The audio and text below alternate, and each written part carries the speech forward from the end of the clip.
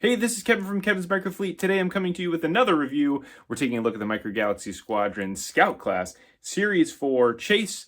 We're going to look at Paploo on his speeder bike. So we're going to go ahead and take a look at the figure, at the vehicle. We'll go ahead and do some measurements and we'll do a comparison. Let's go ahead and dive into the review.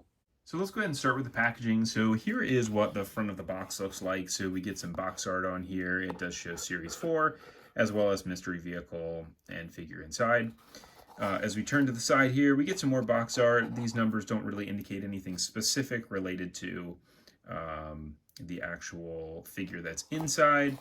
And then on the back here, the UPC is covered up. Don't worry about it. The UPC is the same regardless of the vehicle. And then on the side here, we do get to see all of the other figures and vehicles that do come in Series 4. You get all your common vehicles as well as your rares and your chase, which we're going to be looking at right now. And we do get a chance to see what the chase looks like here on the bottom of the box as well. So let's go ahead and start here with the stand. So the stand has two different features. So you do have the peg like that, as well as you have the peg on the side here that you can put the speeder bike on to be able to zoom this around. Which is a great feature of the stand and has a good playability effect. So then from there, let's go ahead and take a look at the speeder bike itself. So this is the same speeder bike that we're getting with the rest of the Scout class in Series 4, where you've got the handlebars that are connected. This is a pretty flimsy plastic rubber type of material. The little pedals here do work as well. And then obviously the thing that is the coolest part of this is the actual explosion that's on the back here as this thing gets shot. So this is actually really cool to see in person. When I originally saw it, this little pink part here, or red part that it's supposed to be, looked very pinkish. Seeing it in person, it actually doesn't look quite as pink as what it looks like in a lot of pictures. But the other thing that you don't really get a chance to see, because a lot of times you're seeing it from this angle where you just see these things sticking out, is that there are some little like smoke clouds that are supposed to be coming out of there as well that obviously were not painted. They're all just the same, pinkish reddish color. Beyond that, the speeder bike is the same. There really isn't anything else that's unique about this beyond that little blast mark there on the back. So looking at this from a measurement perspective, this is just slightly more than 2 inches with that little blast effect on the back. And then here it is just a little more than ½ an inch wide, really at that blast component. So this is a really cool bike. I love that they were able to get this into the line, especially as something that has some type of other effect to it other than just a paint detail, which is really nice.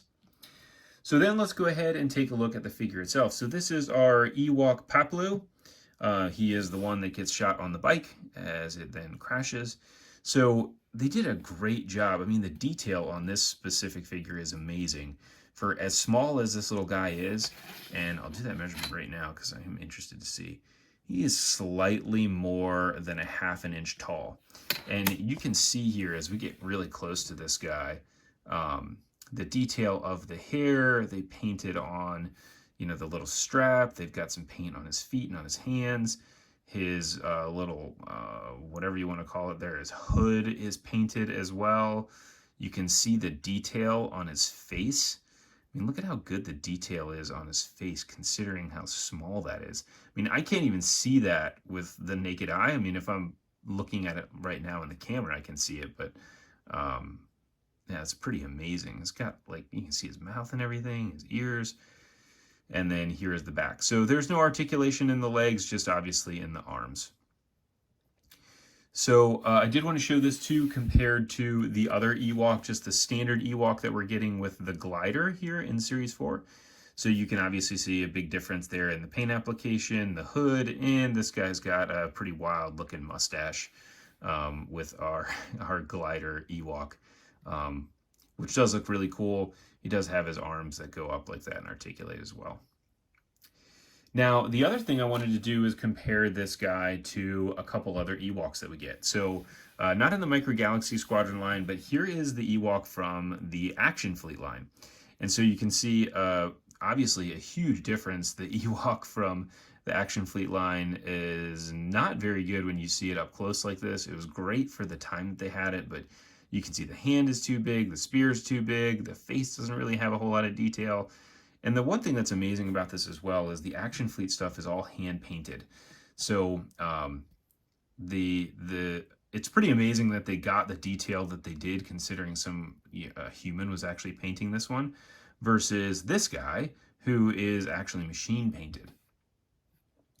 Now, if we then go ahead and take a look at him relative to Micro Machines, definitely much closer in scale to the Micro Machines. Obviously, Micro Machines as well was hand painted, and you can see some of the difference in the detail. So they did a great job on the detail with the Micro Machines one. This came out in the 90s.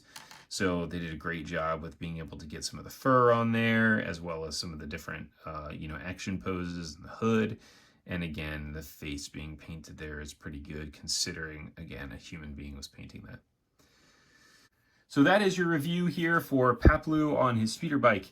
So there are some Amazon affiliate links in the description below for any other Micro Galaxy Squadron vehicles that are currently on Amazon, as well as some of the pre-orders. And there's also a link to a Facebook page that I run with some friends from all over the world. I would highly recommend that if you are a fan of this collection, you come over and join us in that community.